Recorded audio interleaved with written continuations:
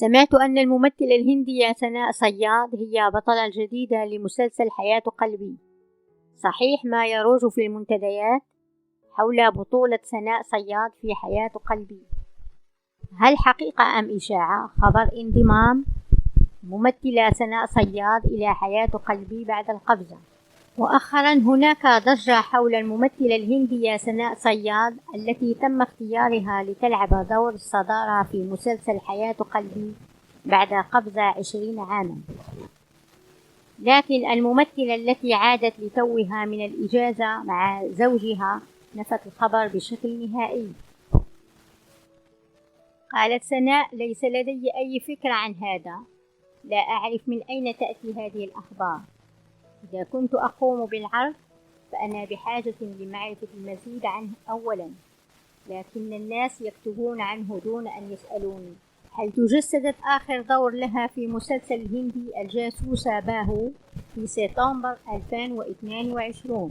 وبعد توقف مسلسلها ذهبت سناء في عطلة مع زوجها عماد شمسي. قالت: بعد أن اختتمت مسلسل جاسوس باهو ذهبت إلى تركيا مع زوجي، كانت رحلة رائعة، وبعد ذلك كنت مشغولا بالبحث عن مشاريع ممتعة. أريد أن أحصل على دور جيد سواء كان ذلك في التلفزيون أو OTT. في مقابلة سابقة مع بيتي شاركت سناء كيف أنها قادرة على تحقيق التوازن بين العمل وحياة الشخصية بشكل جيد. قالت: إن زوجي يدعمني كثيرا، لذا فإن الأمر لا يتعلق بالعودة إلى المنزل بعد التصوير للحضور العرض والتفكير في الطهي وأشياء منزلية أخرى. لست مضطرة للقيام بهذه الأشياء، أطبخ من حين لآخر أو أساعد في المنزل، ولكنها ليست مهمة يومي. أيضا زوجي على ما يرام تماما مع عملي وهو يتفهم ساعات العمل طويلة، إنه توازن بين العمل والحياة السعيدة لدي.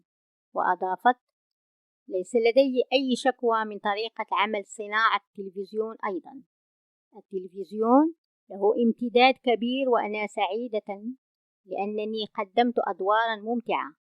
ومن هنا نكون قد أجبنا على أسئلتكم حول انضمام الممثلة الهندية سناء صياد إلى مسلسل حياة قلبي، حيث أن هذه الأخبار مجرد إشاعة.